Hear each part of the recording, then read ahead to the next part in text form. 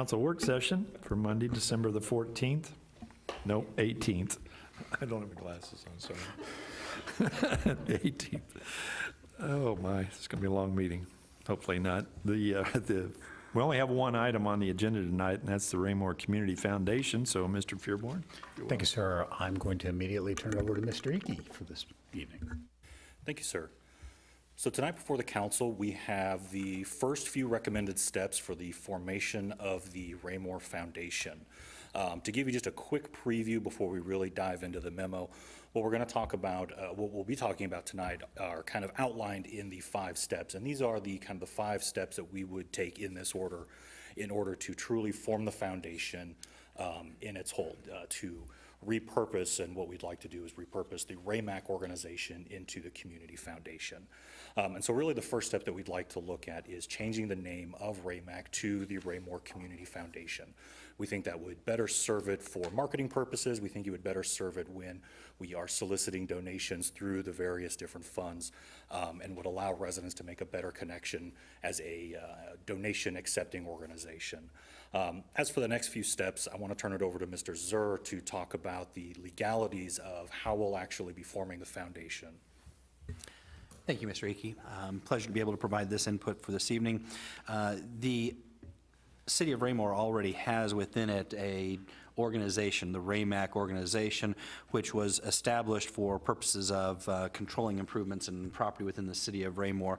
We're talking about repurposing that entity into the Raymore Foundation. So that would entail a name change, as Mr. Icky had indicated.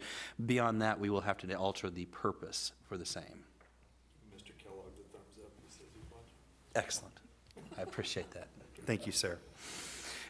As part of the process, the next 3 items that you're going to see on there are going to be more in the legal and finance side of the world for restructuring and repurposing the RAMAC entity to be able to accept and receive donations. The first item is going to be amending Article 6 and Article 9 of the RAMAC Articles of Incorporation. These are filed with the Missouri Secretary of State, and again, those will be simply amended in order to address the new purpose for the organization. You'll see in there, you've got a sample of the proposed change. Article 6, the subparagraphs A and B would be removing or acquiring or leasing real property and improvements thereon and personal property for the benefit of the City of Raymore, and we will be inserting into that acquiring, establishing, and developing, constructing, owning, operating, maintaining, and or leasing real property, facilities, equipment, personal property, public artwork, and donations, including donations of funds, artwork, personal property, and real property and equipment for the benefit of the City of Raymore. It is a long, long sentence, but it covers what staff has looked at for purposes of being able to receive property either for artwork, public art options, and giving the most flexibility. Don't want to have to go back and amend any more than we absolutely have to, and we wanted to make it as broad as we possibly could based upon what we viewed as options that would be coming to the city for donations.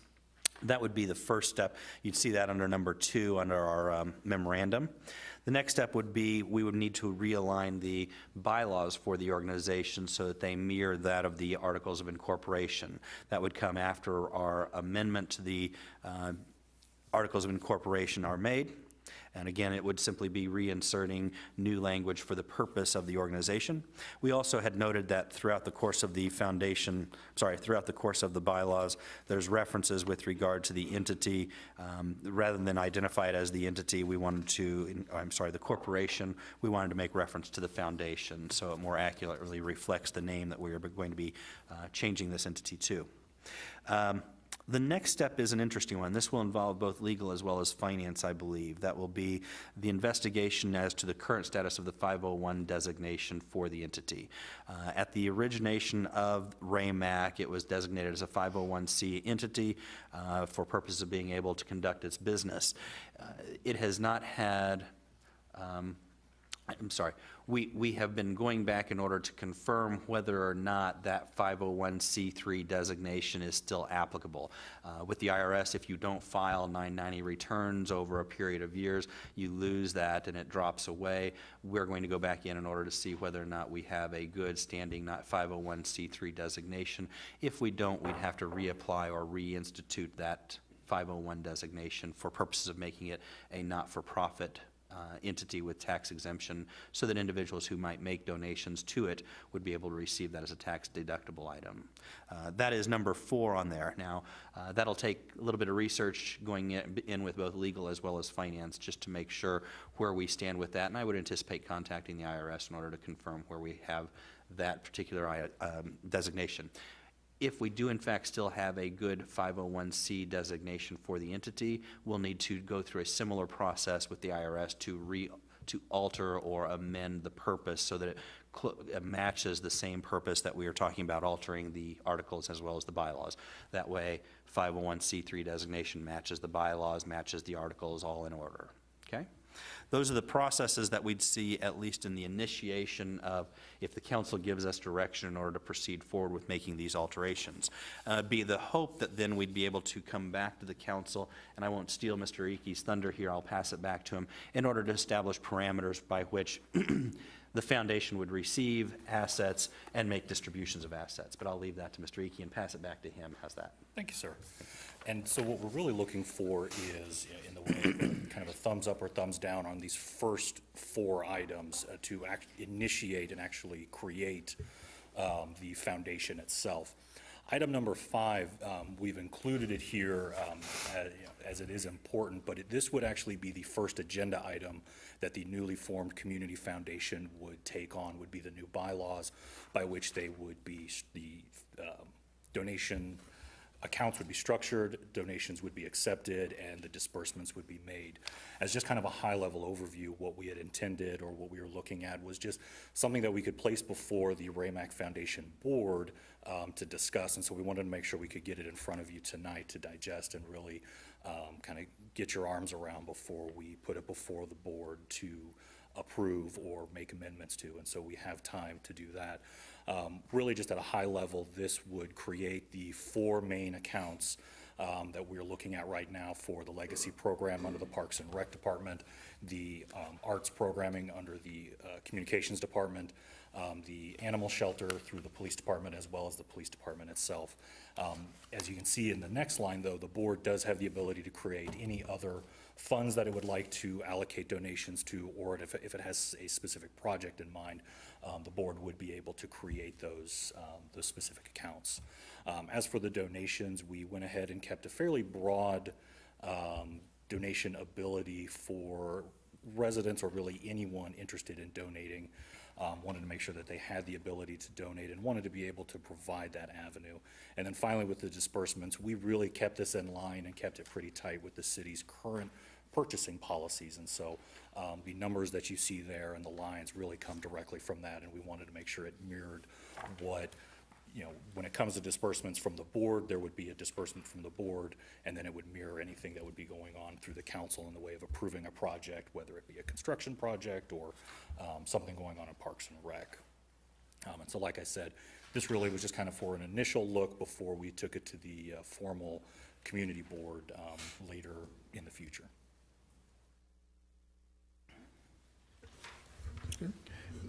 So the purpose tonight, what staff is seeking tonight, and we recognize that there's still a lot of discussion to be done, but not with you all and your current personalities, but rather the personalities that you'll have to take on if you approve that RAMAC becomes the Raymore Community Foundation. Then we'd get into the meat and potatoes with you all under that umbrella when it's more appropriate for the board to actually be discussing the disbursement and donation policies that are associated. What we're looking for tonight is, do you want a simple thumbs up?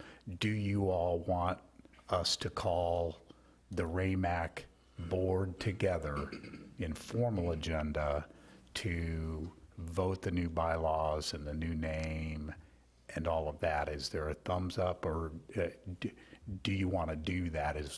Is the simple form of what we're looking for tonight. And if that is the case, we would more than likely, and it's going to be a very large agenda, but we would more than likely bring this before you all at the January 8th meeting so that, and it would be, instead of the normal where we insert it as the first new business item because it's just a whole lot of formalities, we would actually be calling this meeting at the end of the long agenda that's there right now so that there'd be time to discuss the policies and procedures so that there would be time to get through all the votes that are going to be necessary to turn the RAMAC board into the Raymore Community Foundation. We do think that this is the best way to proceed with the endowment fund as it exists. And we would hope for your thumbs up tonight to bring it. Okay. Anyone have any, Ms. Abdelgawad, go ahead. Thank you. I'm just wondering, I know we've talked about this a couple times before, and it's been kind of a different form.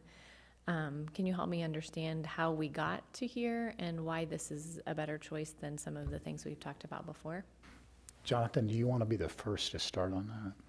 I will jump in on that one. As far as prior conversations, Mr. Fearborn might be appropriate for relying upon for those answers. We have an entity that's in existence at this time, an entity that is not being overly utilized, as I understand it. It qualifies as 501. It has designation that we believe already it's received the process. We're talking if the 501c3 designation is still in existence or still active on it, you're cutting down a whole lot of time in filling out the application, getting the approval process through the IRS, and the involvement to get that 501c designation. So I would view this as expediting the process. From a staff perspective, an endowment fund, we saw it as being a much more limited vehicle for people to actually contribute to, whereas if there is an actual community foundation there, that's a lot more robust. It also, quite frankly, gives us a board that an endowment fund may not necessarily have. So it just all kind of seemed to fit perfectly into the grand scheme of things, and a lot of the background legal work has already been done to have it done this way. Mr. Holman? Thank you, sir. Yeah, I'm certainly in favor of this. I think everything that staff has outlined is very reasonable, and I would support all of it. It's something I've been looking forward to since we initially mentioned the possibility of an endowment fund or foundation, and I remember the speech, I believe it was last year or the year before, from Ms. Watson, was should we continue the RAMAC Corporation, and we decided yes, even though we haven't used it for a number of years. And sure enough, that the reasoning for doing that proved right, because here now is an opportunity for us to not have to completely build a new entity, but we've already got one built. We just need to modify it a little bit to suit this purpose. So I think this is great, and the faster you do it, the faster we do it, the better, I think. Mr. Abdelgawad? Thank you. Another quick question.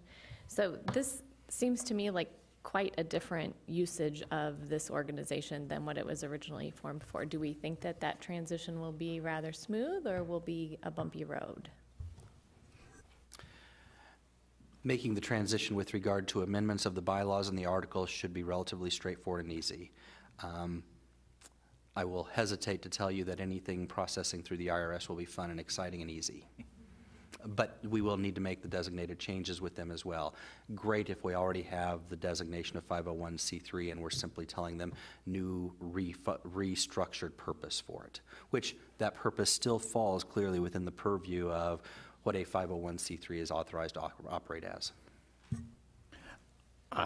I do think that maybe the bumpiness is going to be more at when we start discussing the policy of donation and getting that word out. Honestly, I think that having the foundation in place compared to the city just saying, well, there's this endowment fund out there, we can advertise a foundation much better. We can put more teeth behind that as we're talking to the public. Yeah, go ahead. Sorry, I feel like I'm the only one talking. I know we have a Parks Foundation, how will this affect that? I know it's kind of been dwindling. Have we talked to them? We have had a very brief discussion with them. They can certainly, if they want to utilize this, go ahead and utilize this and turn it all over to the board for this. If they want to continue to exist, it was sort of interesting. When you use the term dwindling, I noted that I think that there are 3 members. They haven't met in a very long time. One of the members, who I believe is the chair, actually went out on Facebook to try to make contact with the other 2 to say, it's time, we need to get together and decide what we're going to do. I'm sure it was because of that initial contact that we had had, but didn't even have email addresses for the other 2 members of the foundation, so he had to go on Facebook and hope that he met up with them there. So I have a feeling they're going to be more than willing to turn this over. Because of the issues that'll be associated with it, there's a real possibility that one of the first actions we'll be asking for is, we've talked with the auditors, it will be considered a component unit of the city for purposes of the audit. So it will be an audited entity, so you can rest easy with that. I need to talk to our insurance brokers, to find out if the entity, separate and apart from the council, should have its own insurance relative to that. I don't want to ask Mr. Zur because he's going to say yes, because that's the way he is. He's probably nodding behind me now. Mr. Berenson. Thank you, Mr. Mayor. On step 5 of the memorandum, it lists the 4 entities that they can direct funds to: the Parks and Rec, Arts Commission, Police Department, Animal Shelter.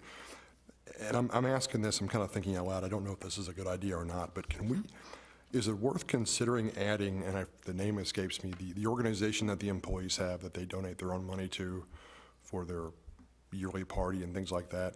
Is it worth considering adding that organization to this list as well? And we can get into those kind of policy discussions when you all are meeting as a board. Okay. We'd caution you before that. However, we had the conversation today, instead of ERC, in earlier staff conversations, there was a lot of, and I'm stealing a whole bunch of your thunder here. I'm sorry. In earlier, I told Mr. Icky he's got the meeting tonight. You're the boss. We had that very conversation. There was a lot of conversation about the fact that it will be really hard not to hit one of these 4 areas, but maybe one of our first recommendations to you all would be to add the 5th one that would actually be general, a general fund, that all of those, anything that didn't classically fit into one of the other categories. We do see a lot of these, however, being able to fit into those. I had an example given to me today, though, that led me to believe that we may be recommending in the final draft that there be a general number 5. Yeah, because I mean, the reason for all of this is so that when there are private donors out there that want to give to a specific cause or a specific purchase of an item for a specific department within the city, the foundation will allow for the expenditure of the entirety of those funds for that specific project. Is that not the case? Basically allowing the individual who makes that donation to receive tax exempt or tax deduction from it, yes. In addition to knowing that that money will be spent for that specific cause, correct? Yes, that's correct. Okay. Did you have something, Mr. Townsend? I did. Thank you, Mr. Mayor. Just so I'm clear on the timeline for this, it comes before the council in the council session to discuss the language of the article changes. And then from there, the timeline for the organization is formally formed to begin to receive donations. Do we have an idea of that timeline? the organization is formed at this point. It's just a question of making the amendments to those. There is an amendment document that gets filed with the Secretary of State. We have the language already here, which can basically be cut and pasted into that amendment documentation. So will we still need to wait before the 990 discussion before we can, if someone wanted to donate once they hear of this program? They're going to want to wait until we've got confirmation. And that's where the variable is That on the would be my timeline. suggestion. But we need to form as an organization First. and then do that, and so that would be the January 8th meeting. The January Would be the meeting. kickoff. Okay, thank you. I think we've got thumbs up from around the table. Mr. Barber, did you have something, Yeah, sir? real quick, Sorry. I support this, and this may be a policy question too, but as I was reading this, and I read it over pretty quickly, when somebody wanted to donate for a specific item, but yet it's going to require ongoing revenue to keep it up or whatever, I couldn't find anything in there about handing that off to the city or a way to set up a trust or something. Is that going to be addressed when we look at policy, or how? Or can that foundation We be- can address that. Okay, It's a all good right. question. Okay. I think electronically I have a thumbs up, and then physically I have a bunch of thumbs up, so we're ready to go. Perfect. Okay. Did you have anything else? We do have one item under other, sir. Okay. Go right ahead. Wanted to update you all on the solid waste / trash / everything. Carts began delivering today. They have them staged, which is scaring me because we have no idea where they have them staged at, but this has got to be what seems like 1,000 trailers somewhere here in South Kansas City, but they did start putting them on driveways today, and I was told that they have an agreement with wherever this is being staged at. Don't know. But they did start delivery today. We confirmed with WCA that next week on Trash Day, that as their trucks go through, they'll be following those trucks up with trucks to pick up the trash carts on the 27th, I believe that is. And then if folks don't get them picked up on the 27th, we want to remind everybody to just leave them out, because they'll be out there early on the morning of the 28th to pick up the scragglers. Then they're going to come back the following Wednesday on the 3rd to pick up even the stragglers from that, who may have been out of town for the week or whatever. So hopefully all of the carts will be picked up by the 3rd. Delivery today, so some folks are going to have to live with 4 carts for a week here, week and a half. We have been in contact with all the HOAs. The HOAs are aware not to fine anybody or get upset with anybody because carts are left in the driveways or outside of the garage doors because they don't have room in the garage. And the yard signs for the areas that are changing the date from Wednesday to Thursday should have started going up this afternoon. I think they did. I think we confirmed that as well. We're obviously updating our website every single day with updates. Beginning tonight, I am supposed to be getting a 9 o'clock update every single day for the next 2 weeks as we go through this. And if there's any dramatic changes or anything that occurs, they're going to let me know. Thursday or Friday of this week, there will be the new trucks from Jim's Disposal parked in our parking lot, so everybody can see them. We're going to kind of advertise for ourselves. All of the new trucks have proudly serving Belton and Raymore. We were arguing with them to have it say Raymore and Belton, but we couldn't get that through. They decided to go with the traditional alphabetical order.